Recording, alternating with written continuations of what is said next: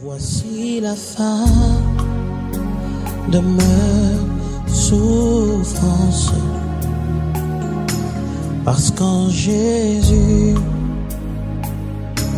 je suis sauvé.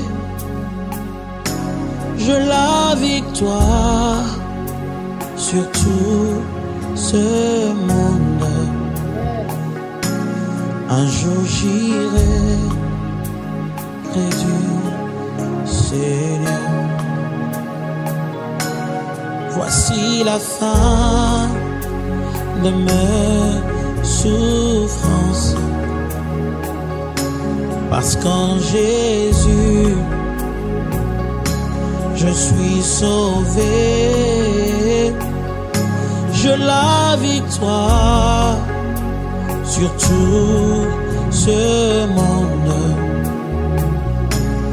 Un jour j'irai près du Seigneur. J'irai là-haut. Gloire soit rendue au Seigneur. D'abord, nous bénissons le Seigneur qui nous a gardés, qui nous a protégés. Et nous bénissons, c'est Dieu qui nous a donné le souffle de vie. Voilà pourquoi nous en appelons à son secours.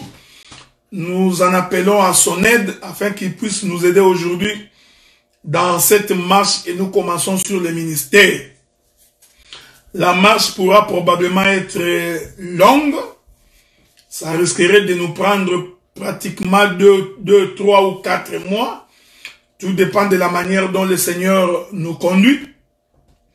Il est possible que dans mon parcours, dans mon discours, dans mon argumentaire, que je ne te rencontre pas. Il est possible. Il est possible que dans mon argumentaire, que je puisse énerver beaucoup de gens.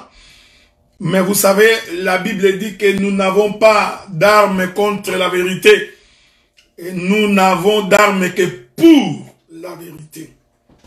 Je me souviens qu'un jour, on arrêta Pierre, je crois, et Jean, après les avoir tabassés. Le chef du peuple, le pharisien, les souverains sacrificateurs, les sadducéens et les autres vont donc dire à Pierre, après les avoir chicotés, il leur dit, vous allez donc sortir, la seule chose que nous vous demandons, c'est de ne plus parler de Jésus. J'ai toujours aimé la réponse des apôtres. Ils ont dit, jugez-en vous-même. Faudrait-il faire plaisir à Dieu ou faire plaisir aux hommes? Donc, nous serons toujours de cette génération, de cette cohorte, des gens qui feront un effort pour faire plaisir à l'Éternel. Je vous ai toujours dit que nous prêchons, nous prions pour la vie éternelle. Je suis en train de me battre d'abord pour mon propre salut. Donc, je ne me bats pas pour la gloire, je ne me bats pas pour la compromission, je ne me bats pas pour faire plaisir à quelqu'un. Mais si je me bats, je suis en train de me battre spécialement pour la vie éternelle. Ça devrait être la raison de tout enfant de Dieu. Donc, il est possible que pendant que je parlerai, que je puisse renverser certains enseignements, certaines choses qui ont été dites, il est possible, mais comprenez que tout ce que nous disons, nous le disons toujours avec amour. Et je voudrais ici rappeler à tous ceux qui nous suivent que je ne suis pas un homme méchant. Donc, je ne suis pas méchant, je ne suis pas colérique, mais je suis un homme de rigueur. Et la rigueur ne veut pas dire il faut être colérique ou méchant. Non, non. Je suis un homme de principe. Donc, je suis un homme bien, un homme que l'Éternel a transformé. Si tu me côtoies, tu vas m'aimer. Donc, c'est pourquoi j'interdis à beaucoup de frères qui me haïssent pour rien. Vous voyez des frères qui disent Adélard, il vient d'où? Donc, arrêtez de me haïr pour rien. Ok, frère, donc ne me haïssez pas. Je comprends que des fois, ce n'est pas de votre faute. Surtout lorsque quelqu'un vous a déjà parlé de nous, hein, en mettant dans votre esprit quelques venin du serpent. Il est possible que vous développiez des sentiments qui ne sont pas nobles. Mais honnêtement, je suis un homme bien. Donc, je voudrais ici saluer tous les hommes de Dieu, tous les pasteurs, les serviteurs, ceux qui sont de la communauté des assemblées des saints, tout comme ceux qui ne sont pas de la communauté des assemblées des saints. Je voudrais donc tous vous saluer.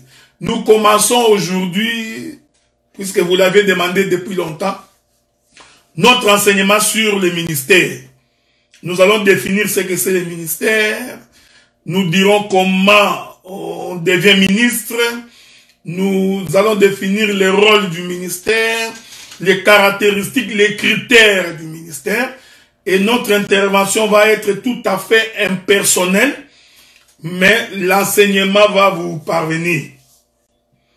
Est-ce que vous comprenez? Maintenant, pour expliquer, je voudrais attirer votre attention pour vous dire que il est possible que je touche beaucoup d'éléments d'ordre prophétique et révélationnel pour que vous soyez à même de bien nous saisir. Donc, je partirai de l'ombre vers la réalité. Bien-aimée ma soeur, Judith, je t'aime aussi, ma soeur, je t'aime. Tu sais, je te dirai comment j'ai fait la prière pour ton mari. Quels étaient les mots que j'ai utilisés à ta faveur. Regardez, bien-aimés dans les Seigneurs. Donc, je partirai donc de l'ancienne alliance vers la nouvelle alliance. C'est très important. Mais je voudrais ici placer la balustrade. Plaçons d'abord la balustrade parce que c'est très important pour que vous ne tombiez point. Parce que la balustrade va te servir de support afin que tu ne puisses pas tomber et te briser la nuque. Les livres de Pierre, 1 Pierre je crois. On va lire cette écriture-là. Les livres de 1 Pierre souffraient. Je suis en train de chercher l'écriture. Je vous ai toujours dit que quand je prêche, je ne prépare pas les versets. Je sais à peu près où je vais commencer et là où je vais aller. Je laisse le Saint-Esprit me conduire. Donc souffrez si je suis en train de chercher les versets avec vous. Ok? Prenons les livres de 1 Pierre.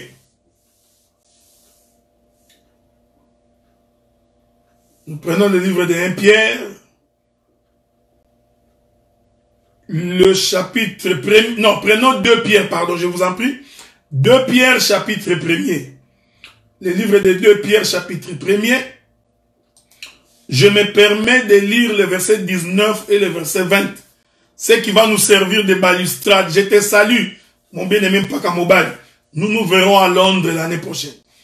L'Écriture dit, et nous tenons pour autant plus certaine la parole prophétique à laquelle vous faites bien de prêter attention.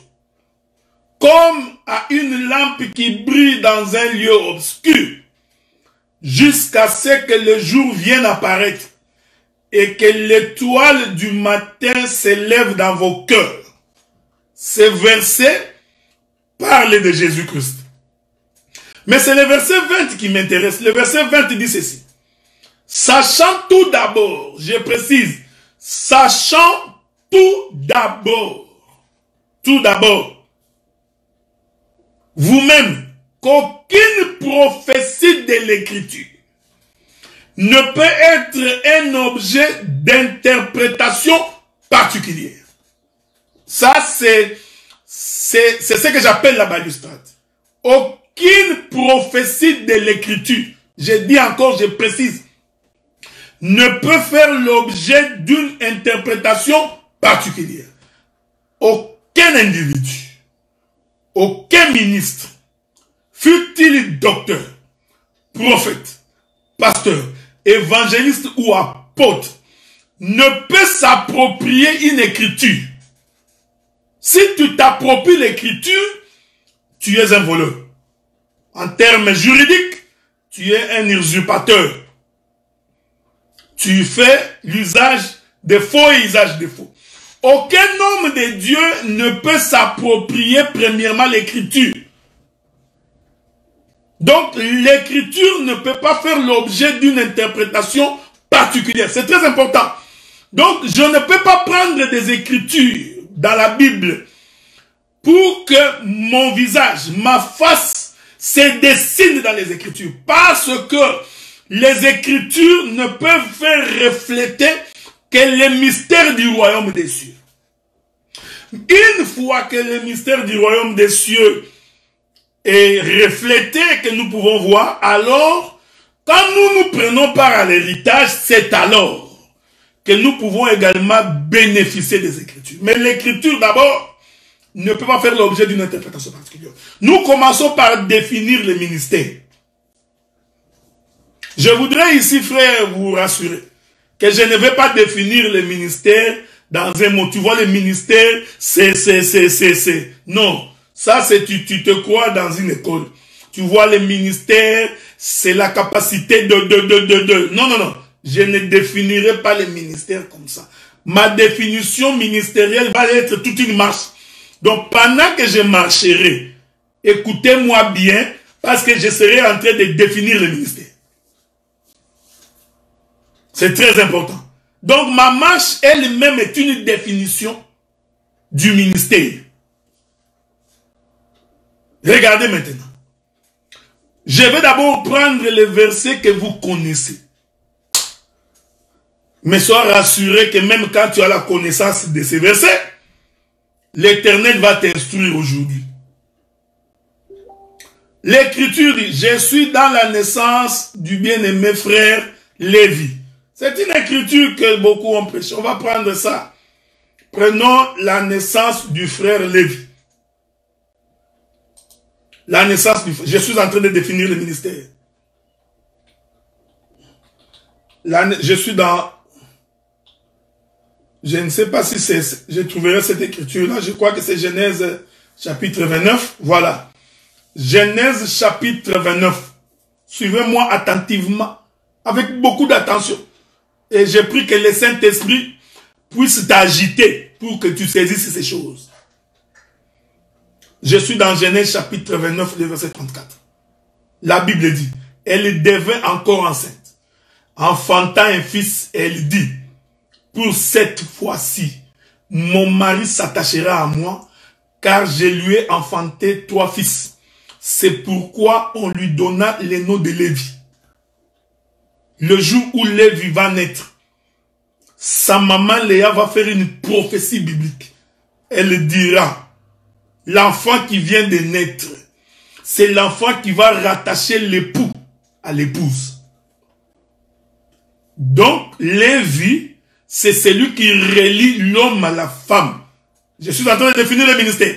Donc, le ministère consiste à lier l'homme à la femme. Faites attention. Faites attention parce que je vais redéfinir l'homme et la femme selon la pensée de Dieu. Le jour où Lévi naît, Léa va dire, souvenez-vous que Léa c'est le 3e fils de Jacob, alors Léa dira à cause de ses fils, l'époux, c'est-à-dire le mari, va être attaché à la femme. Maintenant, je vais nourrir ton esprit. En d'autres termes, Lévi va attacher la tête au corps. Parce que selon la Bible, le mari, c'est la tête du corps. La femme, c'est le corps. Est-ce que vous me suivez? Suivez bien, suivez attentivement. Donc, le ministère a pour objectif d'établir la liaison entre la tête et le corps. Qu'il établisse la liaison entre l'homme et la femme. Or, j'ai défini l'homme, le mari, comme étant la tête et la femme comme étant le corps. Pour t'empêcher de me lapider, je vais donc appeler les Écritures. Prenez vos stylos parce qu'il y aura beaucoup d'Écritures. Je vais donc appeler les Écritures. Pour expliquer la pensée de Dieu. Je prends le livre d'Éphésiens. Hein? C'est Éphésiens, non? Souffrez. Mon bien-aimé Roland, quand je suis en retard, tu peux toujours m'aider. Le livre des Éphésiens. Éphésiens. Je cours pour aller trouver cette écriture-là. Éphésiens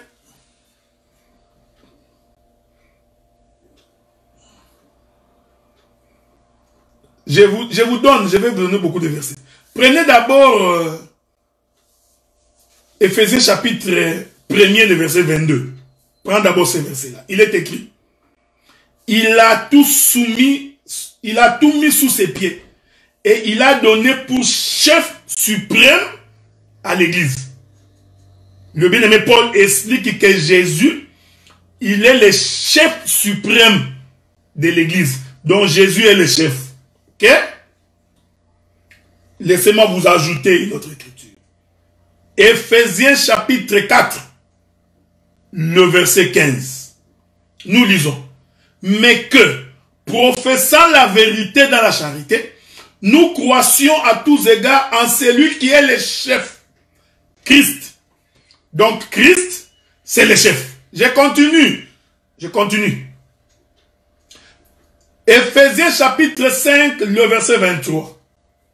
Nous lisons. Éphésiens chapitre 5, le verset 23.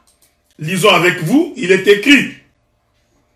Car le mari est le chef de la femme, comme Christ est le chef de l'église, qui est son corps, dont il est le sauveur. Avez-vous remarqué? Paul démontre que Jésus, c'est lui le chef du corps. Mais pour expliquer ces choses, il identifie au mariage. Il dit de la même manière que le mari est le chef de la femme. Ainsi, Christ Jésus est aussi le chef de l'église.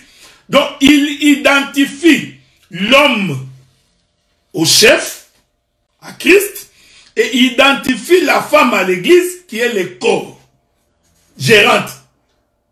Quand Lévi naît, Léa dit, désormais mon mari s'attachera à moi. En d'autres termes, la tête sera attachée au corps.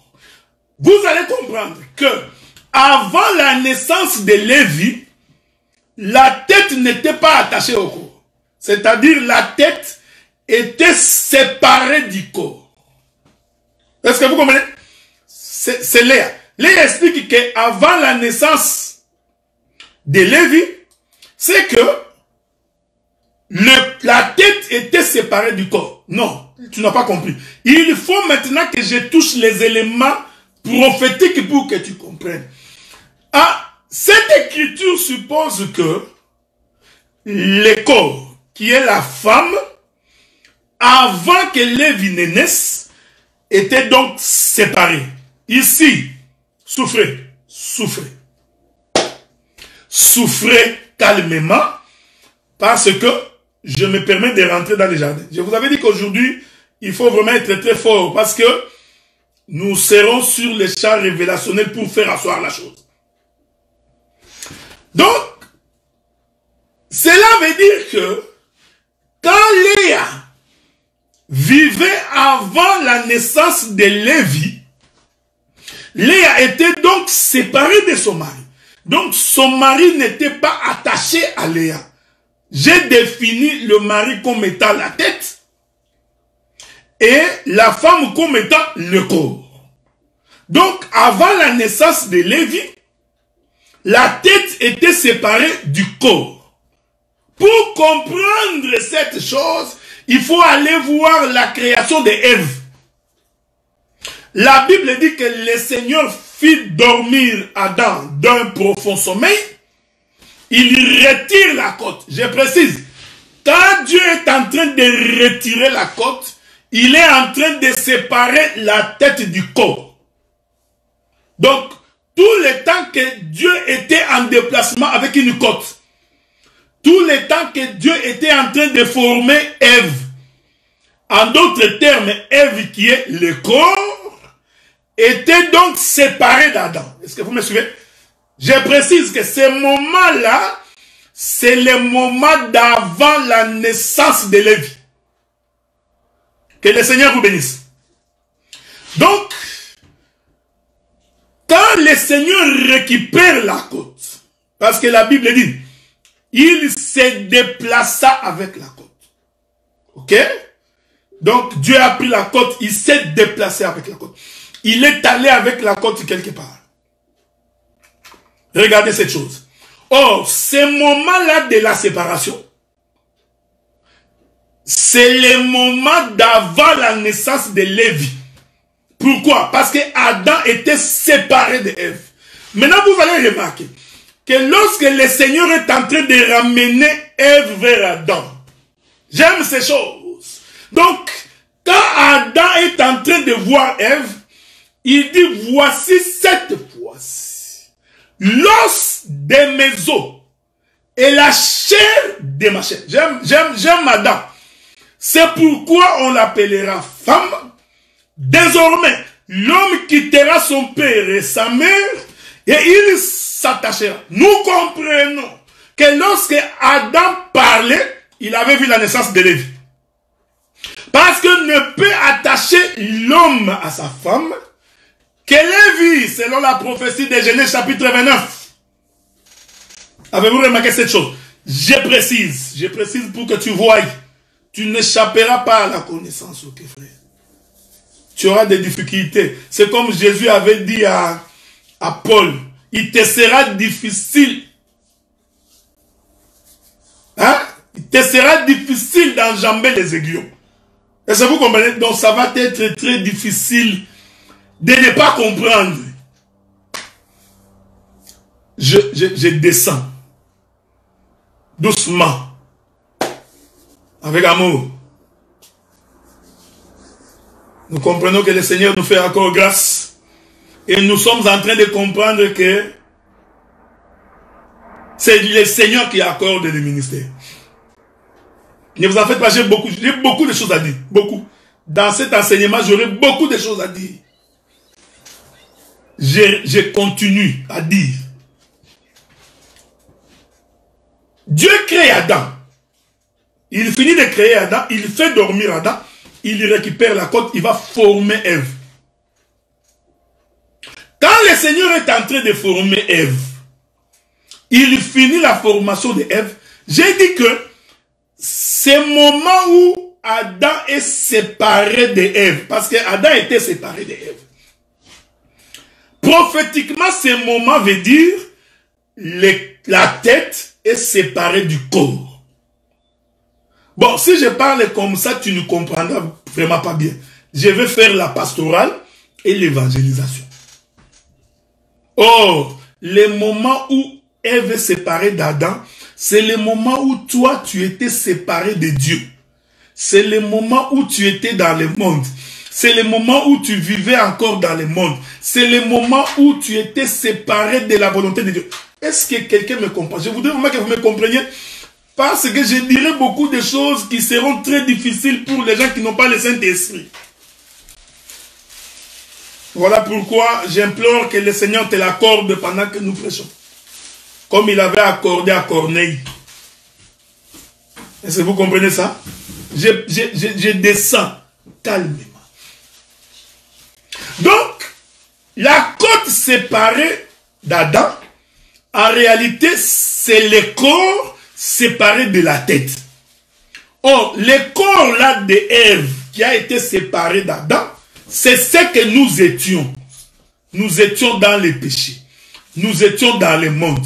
Nous sommes nés dans la nature adamique qui est une nature pécheresse. Nous étions donc éloignés, séparés de Jésus, séparés de notre Dieu. Est-ce que vous comprenez? C'est pourquoi ce n'est pas seulement la révélation. Ce sont des choses pratiques. Je voudrais toucher encore un élément très important. Donc, pour que nous parlions du ministère, il faut premièrement que nous constations la séparation. Mais il s'agit de quelle séparation? Il s'agit de la séparation de la tête avec du corps. J'aime ces choses. Allons lire une écriture pour soutenir votre marche. Allons lire une écriture. Genèse. Genèse. Avançons. Je vous prends le livre de Genèse qu'on arrête de nous faire des bruits parce que ça rentre dans l'émission. Donc, nous prenons le livre de Genèse. Prenons le livre de Genèse. Suivez-moi bien, suivez bien. Suivez-moi bien. Il faut bénir le Seigneur quand le Seigneur te donne la force, la capacité de comprendre ces choses. Je prends le livre de Genèse. Genèse chapitre 1er. Je vais lire pour vous le verset 6. La Bible dit, Dieu appela, verset 6, Dieu dit qu'il y ait une étendue entre les eaux, qu'il sépare les eaux d'avec les eaux. Est-ce que vous me suivez? Nous sommes en train de devenir le ministère. Et je vous ai dit que nous n'avons pas la marche comme tout le monde. Ok? Cela ne veut pas dire que nous contredisons. Non, nous avons notre propre marche. La manière dont Dieu nous inspire. Dieu dit qu'il y ait une étendue entre les eaux, qu'elle sépare les eaux d'avec les eaux. Dieu fit l'étendue. Il sépara les eaux qui sont au-dessous de l'étendue d'avec les eaux qui sont au-dessus de l'étendue. Et cela fut ainsi. Voici.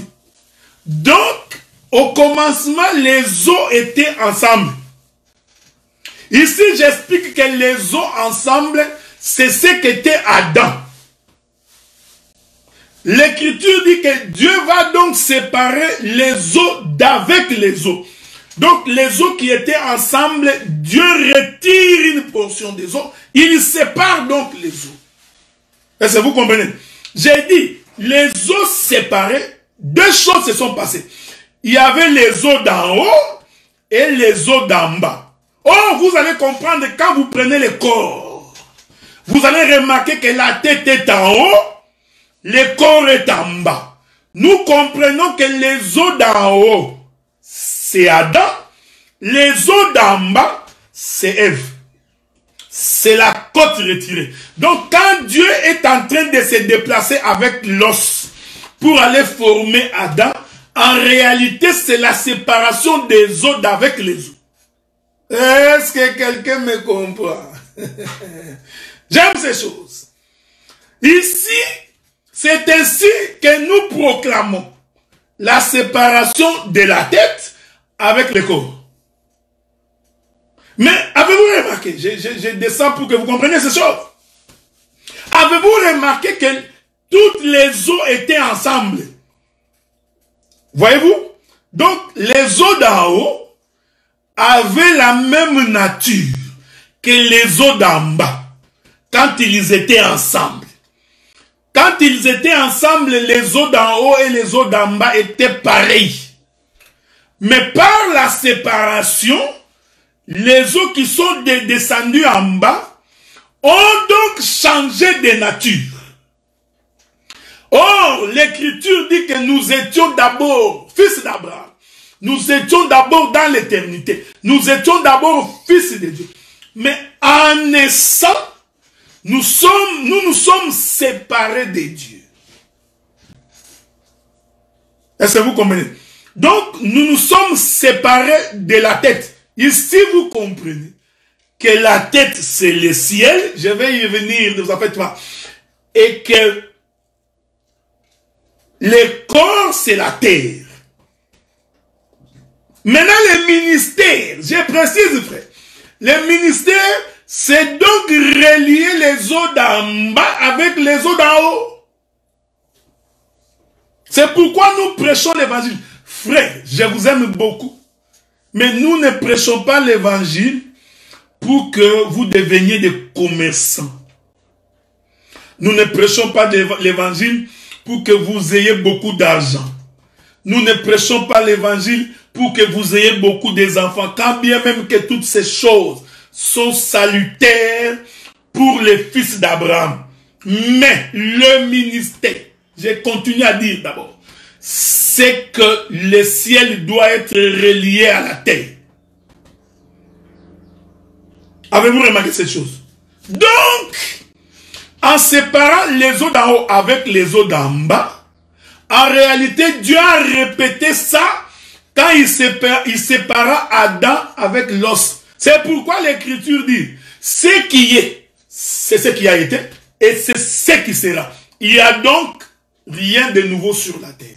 Dieu parle tantôt d'une manière ou tantôt d'une autre. Il y répète de plusieurs manières la même chose, mais l'homme incrédule, l'homme animal, il ne prête pas attention. Si tu pries le Seigneur pour les choses de ce monde, si tu pries Dieu pour les besoins de ce monde, pour qu'on puisse te voir, pour que l'on sache que tu existes, que l'on sente que tu es un homme, eh bien tu ne sais pas pourquoi tu es venu au Seigneur.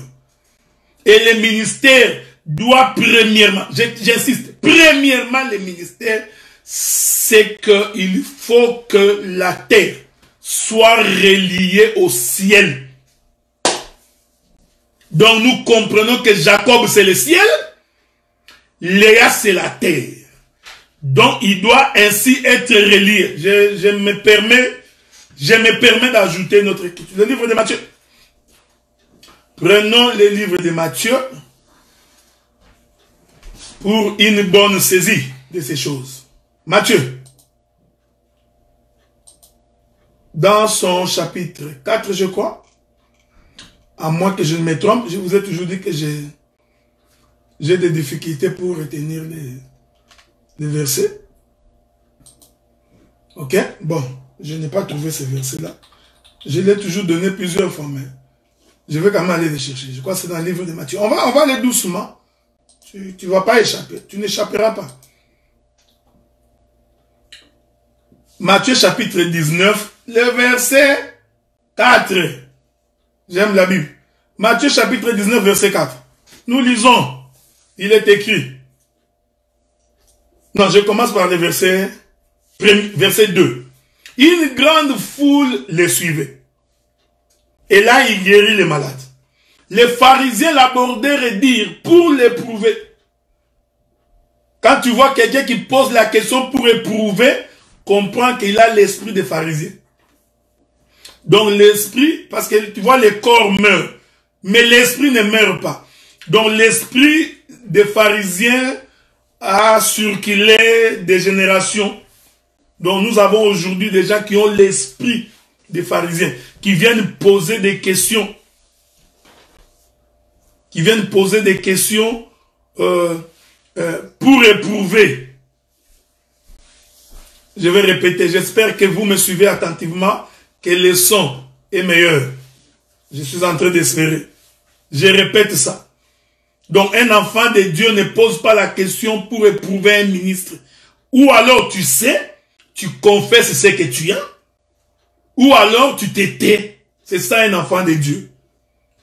Ou alors tu poses la question parce que tu ne connais pas, tu voudrais qu'on t'enseigne, et quand on va t'enseigner, tu dis Amen. Nous avons toujours été étonnés de voir des gens qui posent des questions comme les diables, comme un pharisien, comme un sadducéen, comme un scribe. Donc lui, il a sa propre réponse, il a sa propre affirmation, mais il vient quand même poser la question. Maintenant, quand tu lui réponds, il dit, je voulais vérifier que tu as le ministère. C'est comme si c'est lui le thermomètre pour mesurer la température ministérielle. Quand tu vois un frère comme ça, c'est un pharisien, qu'il soit habillé en veste ou cravate, c'est un pharisien. Parce qu'il n'y a que les pharisiens qui posaient des questions pour éprouver Jésus. Les disciples n'ont jamais posé des questions comme ça. Les disciples posaient des questions pour comprendre. Les pharisiens l'abordèrent et dirent pour l'éprouver, est-il permis à un homme de répudier sa femme pour un motif quelconque? J'aime la réponse de Jésus. Il dit ceci.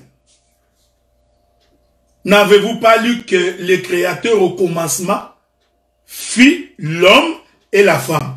Jésus dit qu'au commencement, Dieu avait fait, il fit l'homme et la femme. Ok? Maintenant, souvenez-vous que Léa a dit, désormais mon mari s'attachera à moi. Donc c'est une histoire du commencement. Je dis bien, c'est un problème du commencement. Souvenez-vous qu'au commencement, Dieu créa l'homme et la femme. Il fit l'homme et la femme. Moïse vient confirmer ce que Jésus avait dit. Moïse dit ceci. Genèse chapitre 1er. Le premier verset de la Bible. Moïse dit, au commencement, Dieu créa les cieux et la terre. Ah, donc nous comprenons. Au commencement, Dieu créa l'homme et la femme, veut dire, au commencement, Dieu créa les cieux et la terre. Oh, je vous ai dit, les cieux, c'est les eaux d'en haut, la terre, c'est les eaux d'en bas. Un jour j'irai près du Seigneur, j'irai là-haut. J'irai là-haut parmi les anges, près d'Emmanuel, me consoler, passant mon temps à la louange, dire à Jésus un grand merci. Écoute, en ce moment, je suis devenu citoyen du ciel. J'ai une nouvelle vie en Jésus.